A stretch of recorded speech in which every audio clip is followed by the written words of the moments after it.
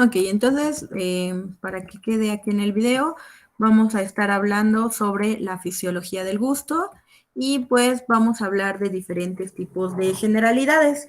Vamos a estar hablando principalmente de que el sentido del gusto nos va a poder proporcionar la sensibilidad química al organismo, pero esto con respecto hacia los alimentos que podamos consumir. Como nosotros vimos, es mucho más lógico que nosotros pensemos que existen diferentes tipos de receptores alrededor de nuestra lengua a solamente especificar una sola región, ¿no? Sino ustedes cómo podrían decir que, o sea, ya sé que van a decir, es un migancito, tiene sabor dulce, ¿no? Pero no nada más tiene un sabor dulce, tiene un sabor especial, ¿no? Entonces, ¿ustedes cómo pueden definir esos tipos de sabores? Pues es también gracias a la combinación como de los receptores que se va a estar dando, así como lo veíamos hace ratito en el video. Cuando nosotros tenemos los colores primarios, que sería el amarillo, el rojo y el azul, pues si nosotros los combinamos, pues podemos tener toda una gama de colores, ¿no? Y esas gamas de colores podemos, por ejemplo, ver un lila, podemos ver un turquesa, podemos tener un color, eh, violeta, entre otros, ¿no? Y pues gracias a todo eso podemos definirlo, ¿no? Entonces, en el caso de la fisiología del gusto, pues pasa prácticamente lo mismo. Ahora nuestros colores primarios, pues ahora no van a ser colores, sino van a ser sabores, y estos sabores, pues van a ser todos los que estábamos viendo aquí, ¿no? El dulce, el salado, el amargo, el ácido y también el umami. Entonces, eso es lo que vamos a ver el día de hoy. También existen como principales estructuras especializadas para poder transmitir este tipo de sabores, pues van a ser los botones gustativos. ¿Qué otra cosa vamos a tener que platicar el día de hoy? Bueno, pues que nuestro cuerpo se capacita para determinar siempre si una partícula debe ser digerida o rechazada. Esto, chicos, viene desde la historia, ¿no? Era muy común, por ejemplo, que las personas, pues cuando nosotros éramos nómadas y todo esto, pues mucho el sentido del gusto, ¿no? O sea, agarrar y probar algo y saber si es bueno o no es bueno. Bueno, y quiero decir que con esto también hubo prueba y error, ¿no? Algunos se enfermaron por ejemplo, de diarrea o vómito y dijeron, esa planta no la vamos a ocupar, ¿no? Y aparte de solamente observarla, ¿no? Porque hay plantas que son muy, muy parecidas, ¿no? Yo tengo aquí un ejemplo. Yo tengo un amigo que es de Alemania, pero él es farmacéutico, al igual que yo. Entonces, platicando sobre la carrera, él me comentaba que ellos tenían todavía fitofarmacia. Y yo le decía, no, pues aquí en México ya no tenemos fitofarmacia. Y me decía, sí, pero lo más, dice, lo más difícil es que ahí, por ejemplo, les hacen hacer como antes los boticarios, ¿no? De que preparaban todas sus soluciones y así. Y entonces su maestra lo que hacía, o no sé si lo sigue haciendo, es colocar diferentes tipos de preparaciones basadas en plantas y que obviamente ellos ya tenían que saber para qué pues servía esa planta, tenían que probarlo y decir de qué estaba compuesto todo, ¿no? Así como las personas que son expertas en los perfumes y que al olerlo pueden descifrar todas las fragancias que tienen, también los farmacéuticos pues podían hacer eso, ¿no? De probar cada sustancia y definir qué tipo de plantas a base de qué plantas estaba hecha esa solución y por lo tanto para qué tratamiento servía, ¿no? Entonces cuando me dijo eso yo dije, wow, o sea, qué tan desarrollado el sistema del gusto pues debería de estar, ¿no? Aquí en México le digo, pues no, nunca lo hago. O sea, sí te voy a decir que puedo definir entre un sabor de un té de manzanilla y un té de limón, pero no creo de muchas cosas, ¿no?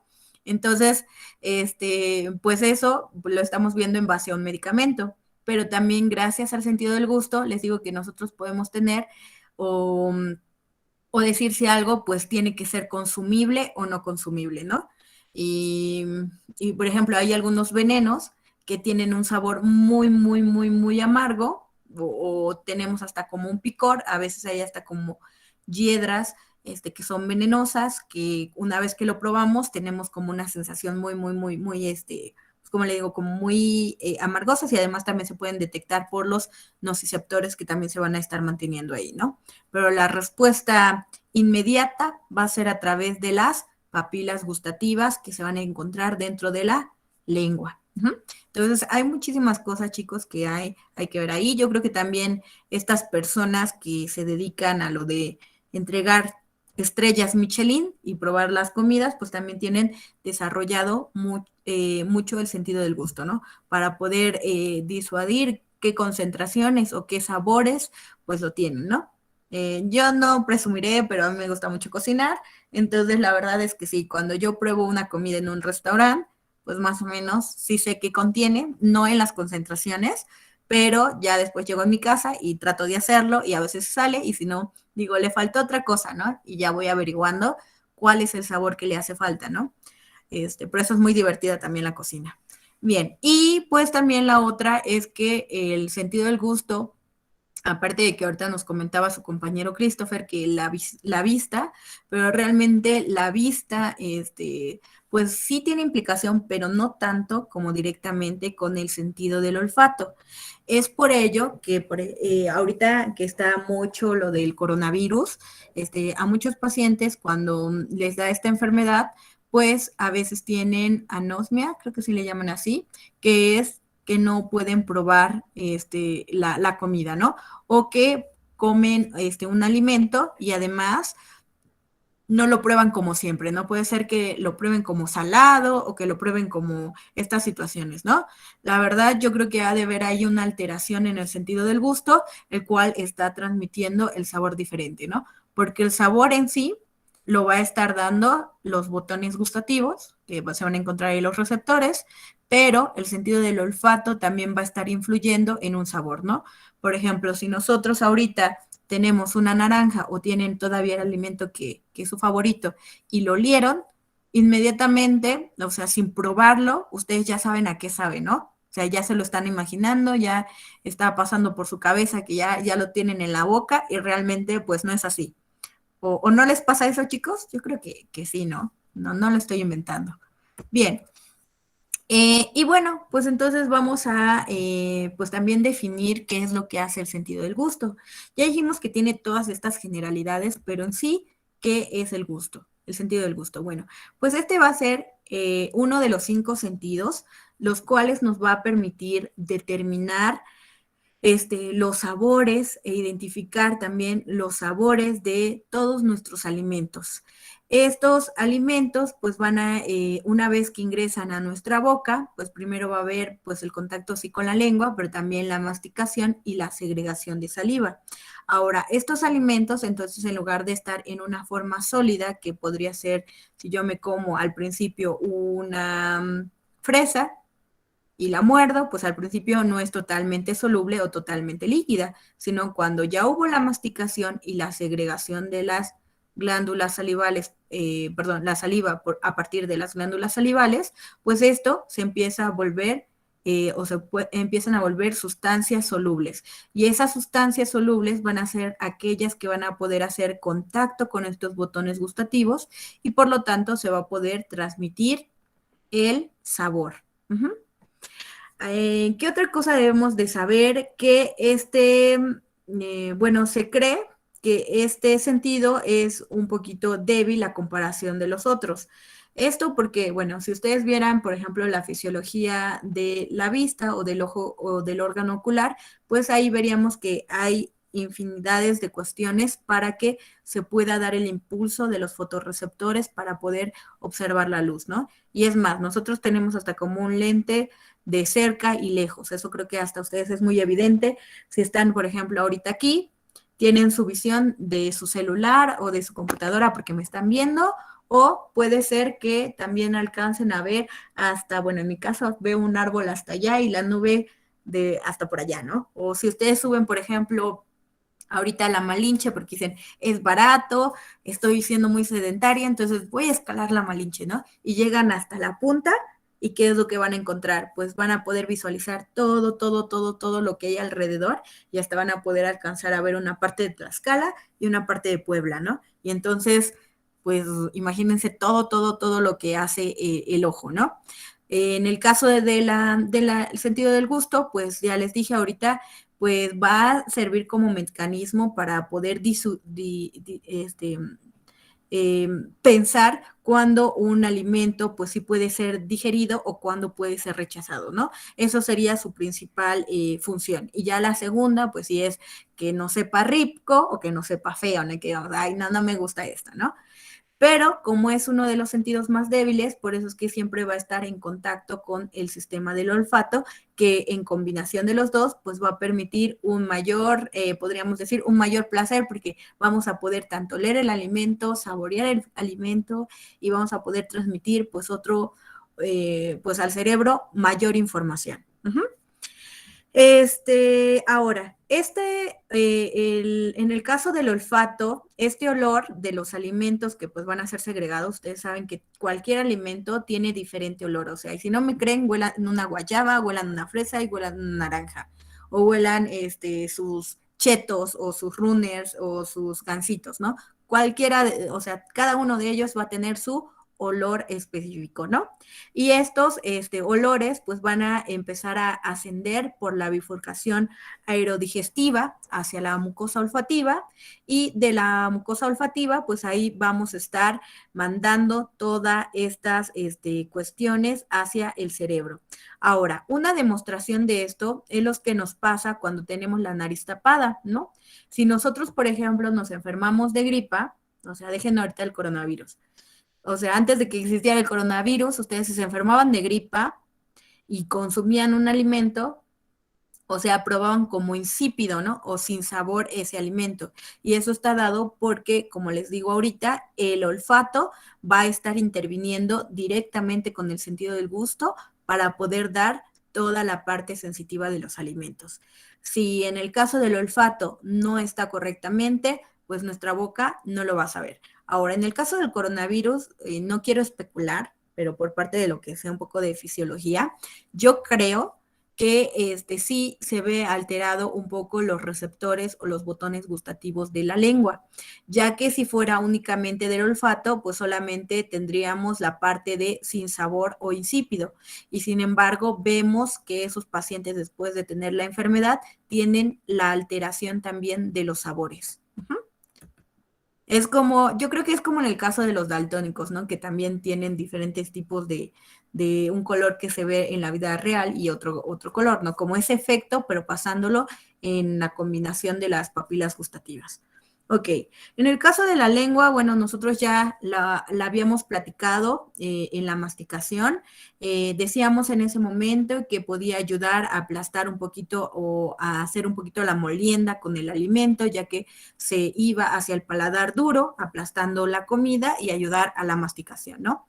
Otra de las cosas es que gracias a la lengua, pues podemos determinar, por ejemplo, qué partículas ya están muy chiquitas y se pueden ir ya hacia nuestro estomaguito para ya hacer todo el demás proceso, y también permitía, por ejemplo, pues que no se fueran, ¿no? Si son partículas muy grandes, pues apartarlas de las pequeñas para poder seguir con la masticación, ¿no? La lengua es una estructura, o más bien es la estructura más importante del sentido del gusto. Vamos a encontrarla pues en la cavidad bucal y pues prácticamente la lengua, nosotros la vamos a tener a partir de la 9ª o la 10ª semana de gestación. Uh-huh. Entonces nosotros ahí cuando ya ven una persona embarazada y ya pasaron cerca de 3 meses y cacho, bueno, pues el feto ya tiene una lengüita, ¿no? Y pues esta ya va a tener una función. Y de hecho se ha visto que el embrión dentro de la panza de la mamá puede hasta mover la lengua, ¿no? O sea, imagínense. Quiere decir que ahí ya también, si lo pensamos más allá, entonces quiere decir que también su sistema nervioso, pues también ya se va a mantener un poco desarrollado para poder, pues, movilizar la lengua, ¿no? Porque la lengua no se va a mover solita, necesita de una parte, pues, motora en este momento, ¿no? Porque para mover la lengua necesitamos parte de los músculos y vamos a necesitar moverla, entonces va a ser una vía eferente, ¿no? Además, bueno, si podremos describir a la lengua, pues podríamos decir que es un cuerpo carnoso, fibroso y móvil, ¿no? Y de hecho, la lengua no nada más nos sirve para poder hacer la cuestión de la masticación, para probar sabores, sino también la lengua nos permite, por ejemplo, hablar, ¿no? Nos ayuda también a esa fonación. Si a ustedes les gusta el canto, la música y todo esto, aparte de que les den sus clases y que les digan que el aire viene del pecho y que no viene de acá y para los agudos y los graves y bla, bla, bla, también hay unas de las posiciones de la lengua, ¿no? O algo muy sencillo que ustedes pueden ver. Cuando van a chiflar, no sé si ustedes sepan chiflar, ¿no? No, yo no, nunca he Yo podido. tampoco. Yo tampoco, pero me han intentado enseñar, ¿no? Lo más común es que pues nosotros tratemos que el aire con los labios y que haga un sonido, ¿no? Pero hay otros que a la hora de silbar como que enrollan la lengua y sacan el aire, ¿no? Entonces también produce un tipo de sonido, ¿no? Entonces igualmente en la música y todo eso, las personas que cantan pues van a tener una posición también hasta como especial para poder transmitir un sonido, ¿no? Entonces, como pueden ver, pues la lengua no nada más es toda esta situación, sino va a tener muchísimo más cosas. A ver, aquí qué dice, Lau, me tengo que retirar. Sí, no te preocupes, voy a subir el video, así que no hay ningún problema. Ay, tan rápido pasó el tiempo. Ja. Ok, entonces, bien. Además, podemos definir, o sea, si nosotros nos vemos al espejo ahorita nuestra lengua, vamos a ver que es rugosa y que además, pues, alberga diferentes puntitos. O sea, hoy en su casa o al rato, no sé, saquen su lengüita, visualícenla y van a ver como puntitos. Y esos puntitos van a ser los botones gustativos y todos esos van a tener conexiones inervadas de neuronas, ¿no? Además, también podemos, bueno, ya les dije que la lengua es encargada de recibir los estímulos de las sustancias que ingerimos y degustamos.